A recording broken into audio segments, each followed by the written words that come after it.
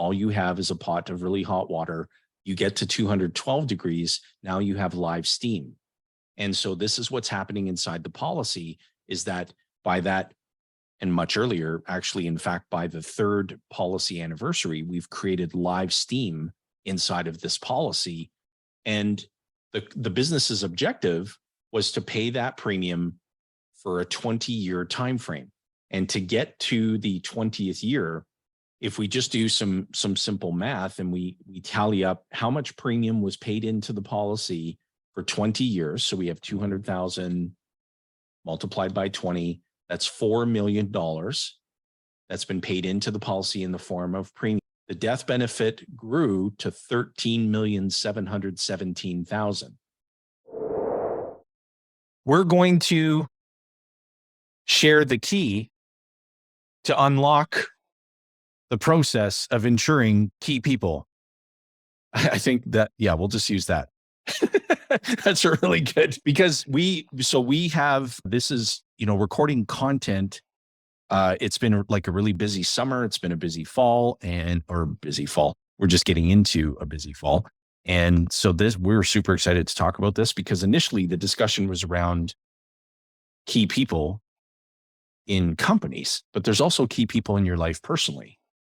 And so we should just examine it and talk about it, but we're also going to just walk through just a bit of an example to support it, because the business aspect is what comes up more often when you're talking about key man, a key woman who, if you run a business, who's in a senior position, maybe an executive in the company that has a lot of responsibility and directly attributes a lot of value to the business. And God forbid, if something happened to that key person in your company, not only would you experience financial setback as a result, but you have to go and replace that team member. And I can harder to do right now, because across the board, as at the time we're recording this in Q4 of 2022, there's a huge difficulty in trying to attract talent to businesses. And so there's a huge gap in the employment space right now, where you're trying to get high quality people to fill those roles in your business. And so, that may mean to replace that individual, you have to go to a recruitment agency. You got to fork out a big chunk of money so that you can bring in the type of person that you need to step into that role, to fill the void that's created by this individual. Yeah. And think about it as well from a co-founder relationship, and think about that as it relates to your family, right? You are the co-founder of your family. And so your spouse is a co-founder of the family. And God forbid, if the co-founder passes away unexpectedly, suddenly, prematurely, unexpectedly, that there's going to be some pretty significant financial impact. And you've got this policy, or the system of policies, that returns the most money when that money's needed the most. And it all occurs on a tax-free basis. And so really, really important. If you just think about, and I'm speaking to our viewer and to our listener, if you think about who the key people are in your life, whether it's personal or business or both, a spouse, a joint venture partner, a co-founder in your business, a key person in your business that has a senior leadership role, or that plays an integral part in creating the value in your company, products, services, intellectual property, new ideas. Like, you need to really take a close look at ensuring these individuals' lives, not only for the eventuality, which is going to be death, right? Where everyone's going to die someday, but also to be able to create this aquarium of capital so that your family and your business are at an advantage while the life insured is still with us. And everybody who's been watching and listening to us knows what that means. But we're going to look at, like, an actual example. We have a key person in a business, and the business generates a significant amount of surplus capital after all expenses are paid after profit is either reinvested into the business or there's maybe a declaration of a bonus or a dividend that gets distributed to key people in the company, there's still a lot of money left over. And the business decided to put a portion of that money, which in this case is $200,000 a year, into a dividend paying participating whole life insurance policy. And that key person is a 40-year-old, just happens to be a non-smoking male. And the objective is to fund that policy for a period of 20 years until that key person reaches the age of 60. And so let's have a peek at it. And Rich, you can kick us off on what we're seeing. Yeah. So, what Jayson's bringing up here is we see a column that shows the cash premiums, of course, the 200,000 that he identified. We're obviously going to do that for 20 years, as Jayson had mentioned. We see a column that says premiums paid by dividends. Currently, there's nothing in there. It's all zeros. We're funding the premium from this surplus cash flow. We have an annual dividend that's paid at the end of the year by the life company. That's the expected amount based on what's been going on with the life company. And then we have a cash value column. In this example here in year one, we're seeing $155,000, $155,600 basically. So just shy of 156. And we've got a death benefit that's kicking off at the end of that first year with the increase of paid up insurance, because we funded a lot of flexible premium into this $200,000, which created some immediate extra death benefit. And we're 4.234 million. So pretty healthy amount of coverage on that key employee. And of course, for our 200,000, we put in 200,000 to the life company. The life company is pledging 4.2 million tax-free, and they've accumulated a pile of capital of 155,000, of which we can access a large portion of that, 90%, as the business. So the business is the owner. They've contributed this funding. They were going to do it anyway. They need to stockpile capital somewhere. They don't want all the money sitting around and being attacked by things like passive income rules and all this other stuff that tend to happen inside of corporations that are dealing with this kind of capital flow. And they want to put it inside of a high cash value insurance contract. Plus, they want to be able to fund the needs of that key employee that they have to replace that individual on the books of the business if something happens to them. And here's what else is really interesting and very appealing to the business is that all of this daily accrual of cash value, right? The cash value is only doing one thing each and every day. It is only increasing. It continues to rise. And so the advantage to the business is that they have an ever increasing pool of capital that they can borrow against to set about financing all the things they need in the business, everything that we've described. But there's no tax on that daily accrual of total cash value. The policy itself is exempt from the passive investment income tax rules. So remember, the supply source of money to put in as premium is coming from surplus capital in the business. The money has to reside somewhere. So the business weighed the advantages of, okay, do we start building this corporate warehouse of wealth, or do we take that money and invest it somewhere?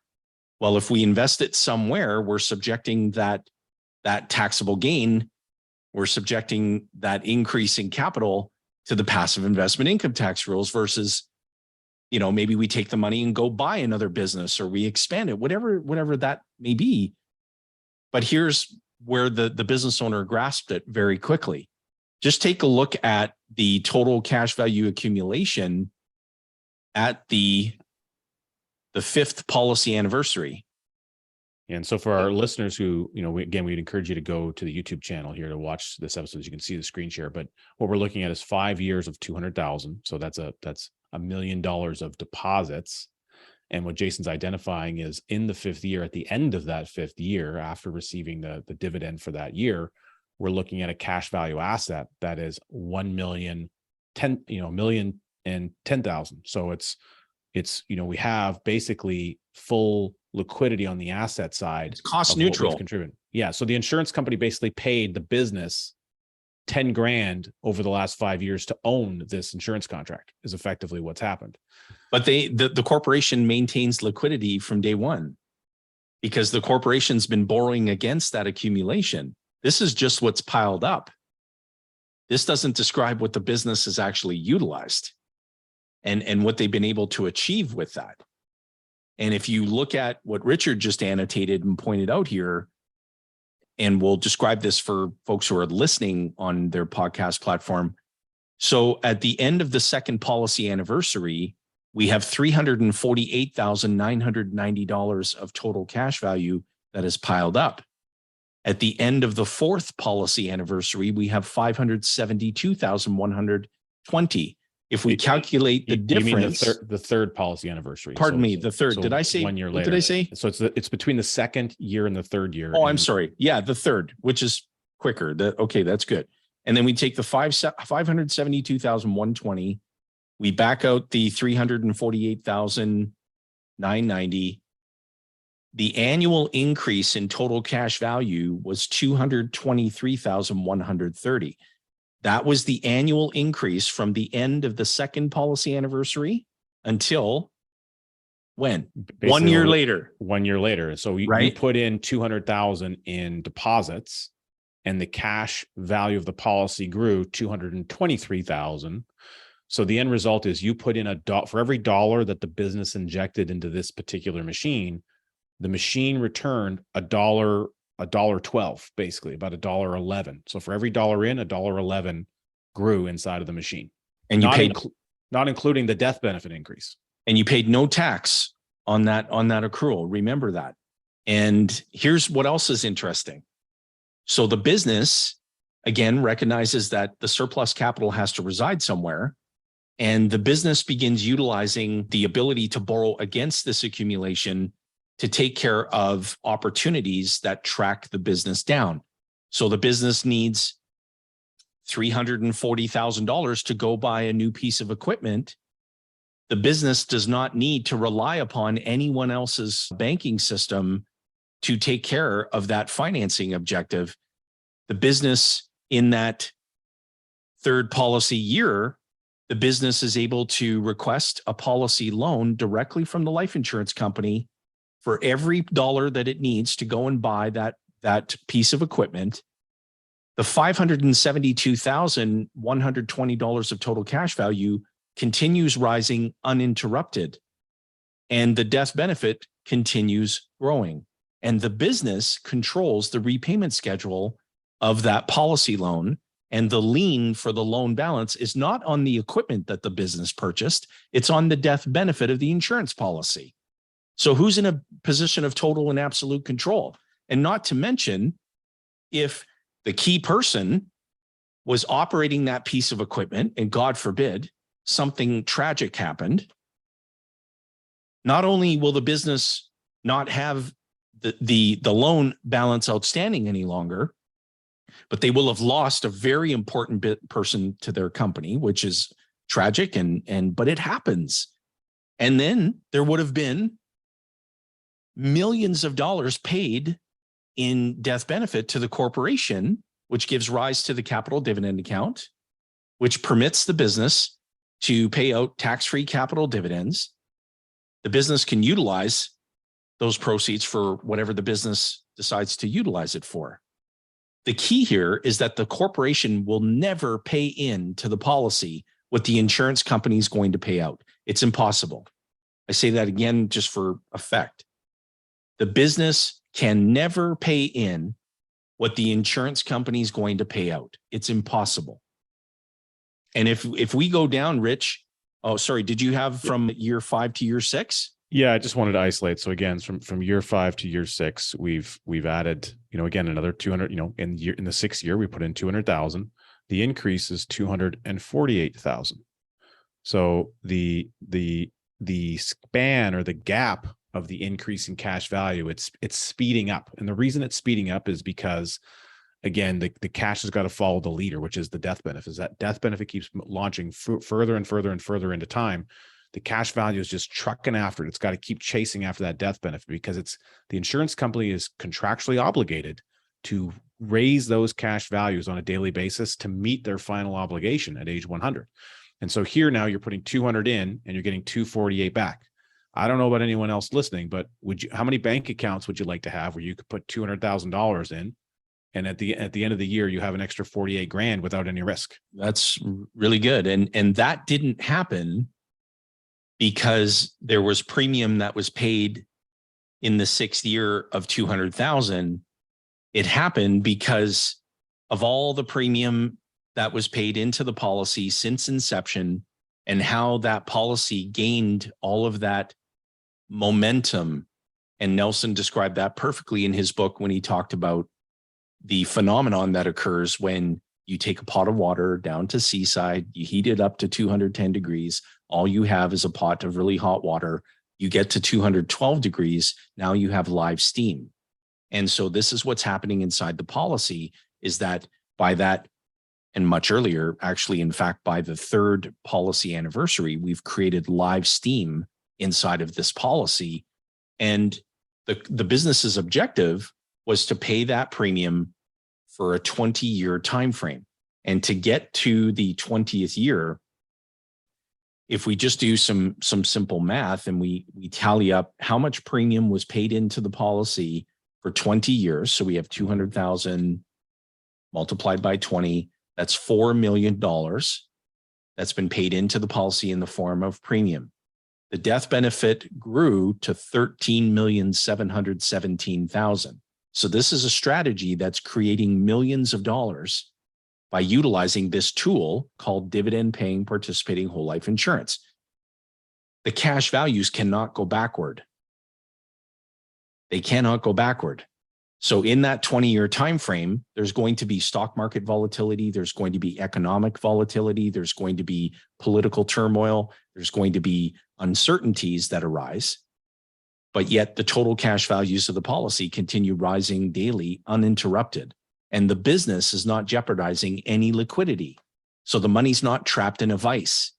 The business, in fact, they're gaining liquidity because of the efficiency of the machine. And in the example on the screen, at the 20th year, again, we've injected, $4 million of capital over that time frame, but the cash value is now over $6 million. So there's $2 million of additional capital that the business didn't contribute. That's right, available for working in the business.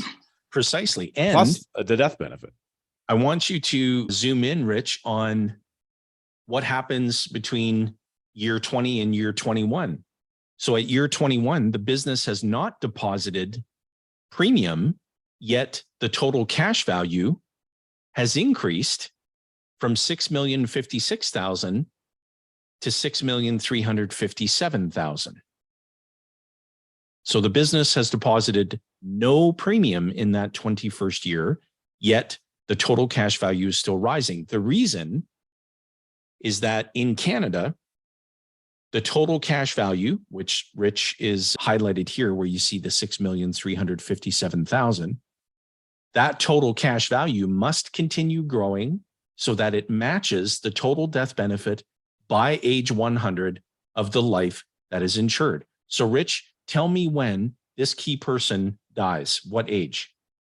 Well, let's just use the one that's at the bottom of the screen right here, the last line that we see. So that would be so that's age 63. 63, yeah.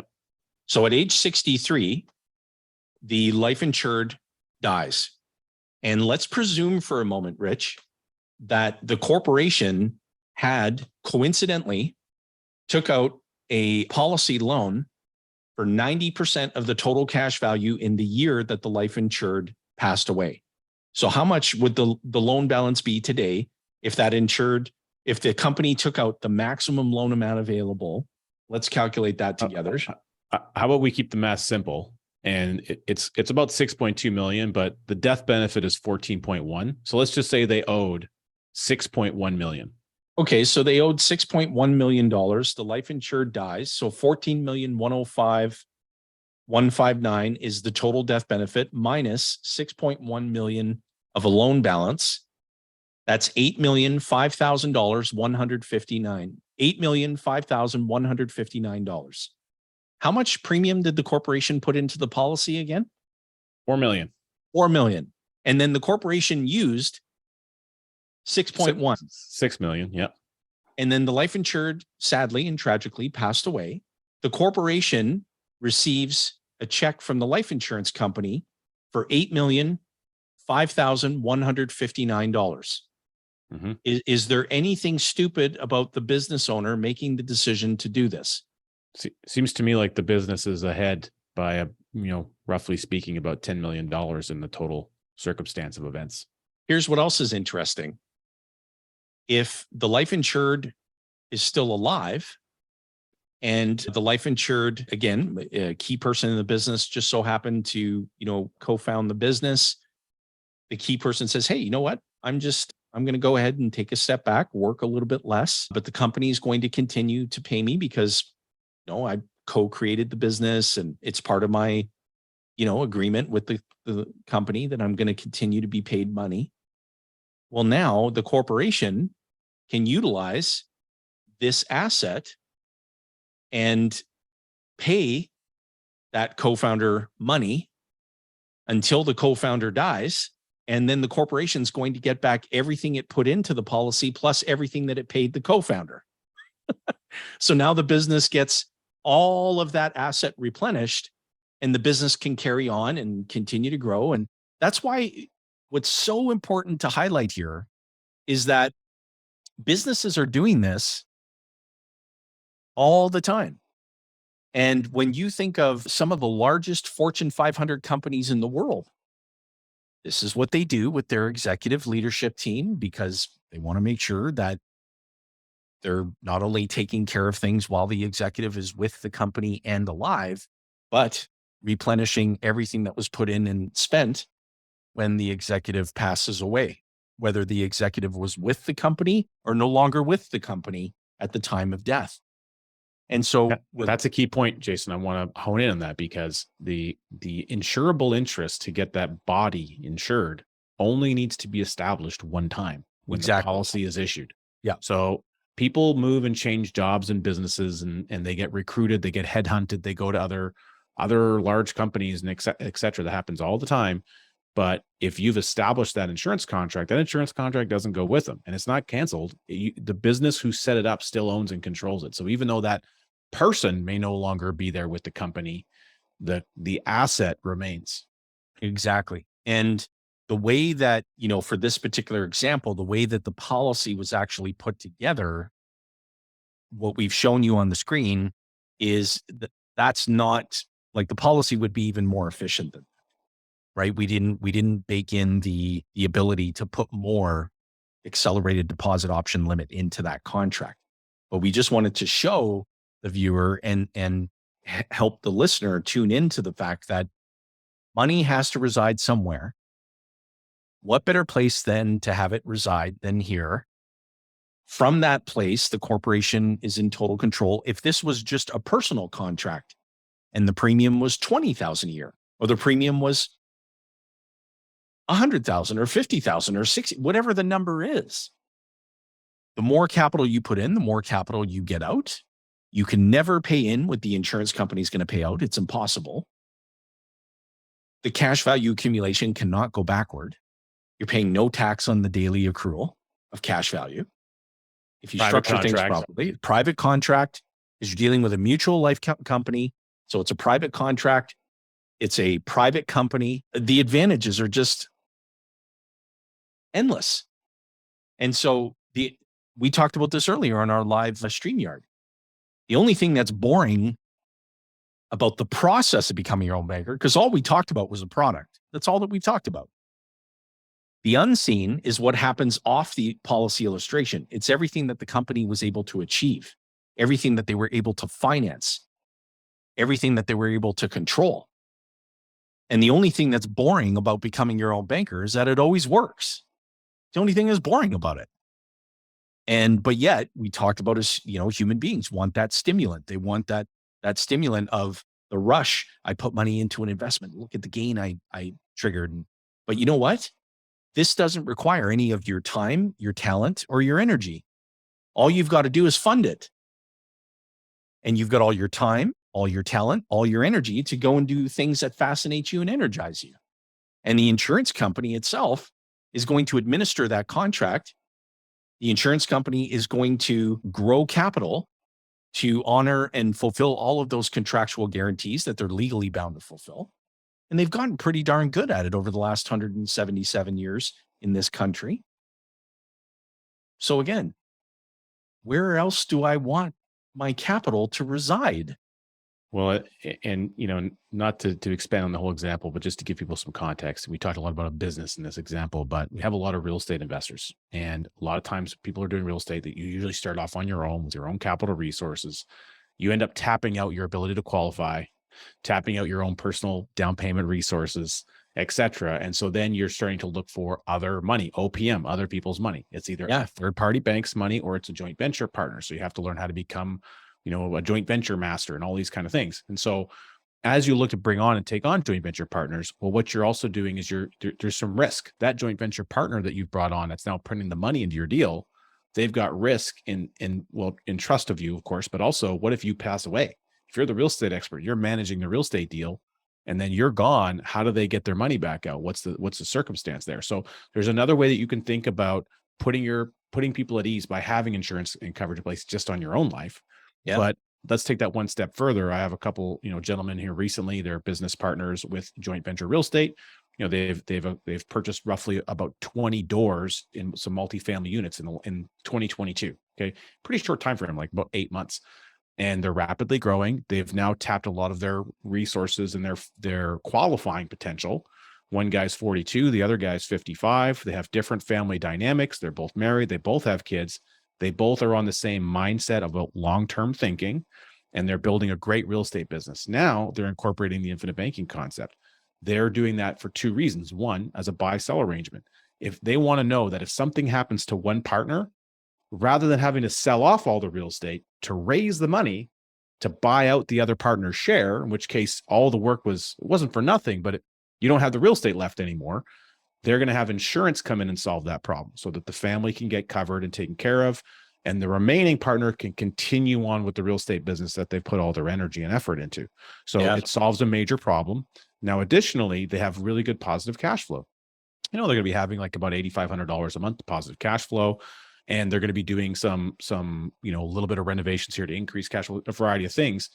They're going to be now committing that cash flow to help build up a policy on each one of them. So it's even situation. They both have holdcos. They're building up these policies, and they're going to separate their dependency from typical lenders. As they look to go do some development projects, one of their pieces of land, they could build an eightplex on it. Well, they're going to need capital for that. And they're going to be able to self-fund a lot of that through the accumulation of their policy values over the next 5 years. So they've got a good game plan. They're insulating themselves from the market environment, and they're separating themselves from their demand and need for third-party banks' capital. And they're protecting their partnership so their money can be more efficient. And, there's going to be vacancies. There's going to be, some issues with tenants that'll come up, and there's going to be some renovations that need to happen. But they're rather than setting that money aside, building up into a bank account, they're changing with the location of where they're storing that repair and maintenance fund and the vacancy fund. And they're combining that in their overall cash flows to build it up in a different reservoir with the insurance company. So it just gives them so many different advantages by the only thing they changed was their thinking and the process by which they chose to move the money through their life. It's brilliant.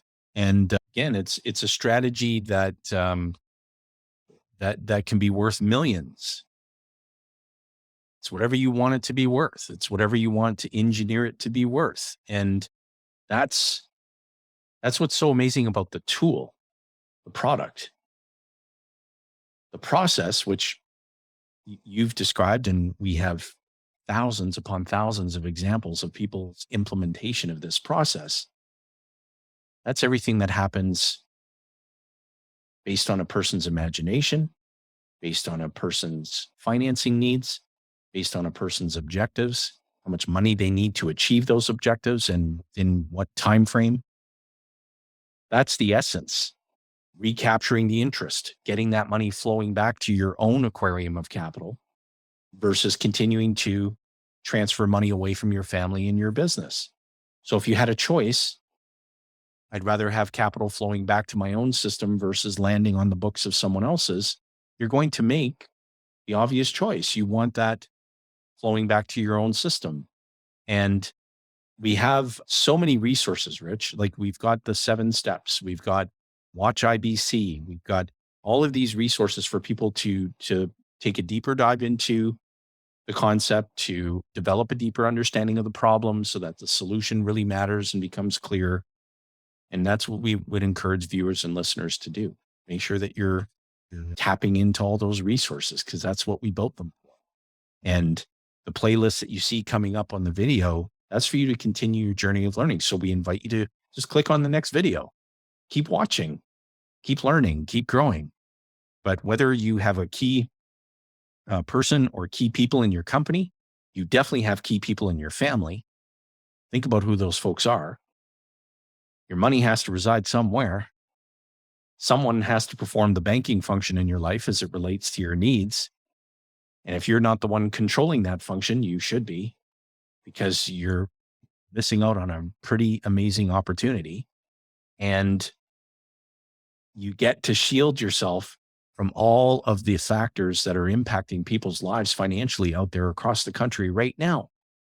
Rapidly rising interest rates, out of control inflation, political turmoil, uncertainty around future tax rates and what that's going to look like, with the exception of, we already know taxes are going up next year on a variety of things. Everything that you spend money on is going to go up in price because of taxes, payroll taxes, carbon taxes, and so on.